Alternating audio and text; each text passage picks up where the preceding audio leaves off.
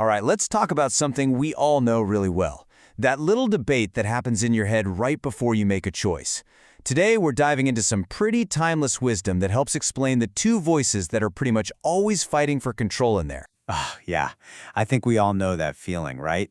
That awful sting of regret when you make a super quick decision and then just a little too late you find yourself thinking, man, I wish I could just hit rewind and listen to that other little voice that was telling me to wait. It's a feeling everyone has, and it's actually the key to how we learn. Because here's the thing, according to the wisdom we're looking at today, our mind isn't some quiet, peaceful library. No way. It's more like a constant, active battlefield. And that's really the heart of it. Every single choice we make, from what to have for lunch to these huge, life-altering decisions, is basically the result of an internal tug-of-war. So let's meet the two sides fighting this war. So on one side, we have what we're going to call the mind. And fighting against it, we have the intellect. In some ancient traditions, these are known as manas and buddhi. And believe me, their ways of looking at the world could not be more different. So here's the conflict, right? You've got the mind, or manas, which is all about speed. It's impulsive, it's emotional, and it wants an answer right now. It really doesn't care about tomorrow. And then you have the intellect, or buddhi. It's the total opposite. It's slow, it's careful. Its whole job is to cut through all that noise, to think about the long term, and to figure out what's actually true, not just what feels good in the heat of the moment. Oh yeah, we definitely know this voice. It's that rush of impulse, that gut feeling that just screams, let's go. It's the part of you that just leaps without a second thought because it feels so powerful, so convincing, and it promises that you'll feel good instantly. And then there's the other voice. It's usually a lot quieter, isn't it? It doesn't shout, it asks questions. This is your intellect, hitting the brakes, asking all those tough questions about what happens next, about the long-term impact. And let's be honest, it's so often the voice we wish we'd paid more attention to. So, how in the world do we get better at telling these two voices apart? Well, the source material calls this learning from the stumble. And the idea is that real wisdom doesn't come from reading about it in a book. It comes from the very real, sometimes painful experience of messing up. And this is so important.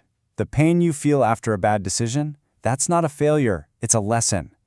That stumble, that moment of regret, that's probably the most powerful teacher you will ever have. It's the experience that finally makes the difference between the mind and the intellect totally crystal clear. Okay, so the source gives us this perfect, relatable example. Picture this. Your mind, that impulsive voice, pushes you to lend money to a friend. But then the consequence hits. They don't pay you back. And suddenly it clicks. You remember that quiet voice, your intellect, that was whispering, hey, maybe this isn't a good idea.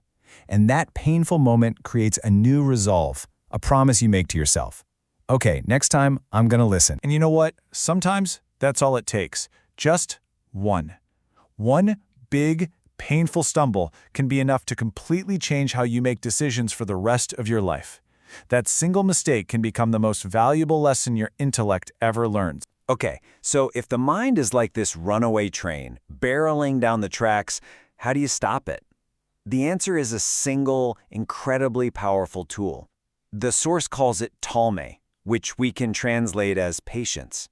But this isn't just about being patient.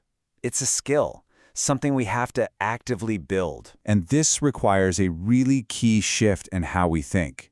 Patience isn't just sitting around, passively waiting for things to happen. No, it's an action. It's the conscious choice to slam on the brakes on that impulsive mind. It's about deliberately creating a moment of quiet so that the wiser voice of your intellect can finally get a word in. Think of it this way. Without patience, your mind and intellect are on opposite sides of a giant canyon, just shouting at each other. Patience is the bridge you build that connects them, allowing for a calm, thoughtful conversation instead of just a screaming match. And this leads to a really amazing idea. Patience isn't just another virtue on a long list. It's the foundation for everything else. The source suggests that when you work on being patient, all these other great qualities like peace, clarity, and good judgment are just naturally drawn to you. It's like patience is the rich soil that all the other virtues grow from. And in the end, practicing this isn't just about making smarter choices. It's about something way bigger.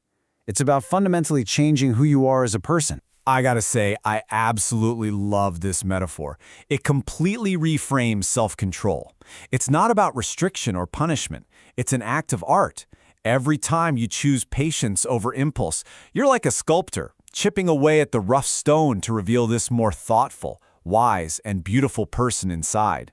And the best part is, you often do it without even noticing. So, let's just do a quick recap of this whole journey. It all starts when you recognize those two voices inside your head, the fast, impulsive mind and the slow, careful intellect. We have to remember that we often learn the difference between them the hard way, through the pain of a stumble. The tool to avoid that in the future is patience, which isn't just waiting, it's an active brake you have to apply. And when you practice this, you're not just dodging mistakes, you're actually letting your wisest self come forward and lead the way. And so that's really the question to take with you. The next time you're at a crossroads and you can hear both of those voices talking, will you pause? Will you hit that brake and build that bridge to your own inner wisdom? The choice, as always, is all yours. Thanks for joining us.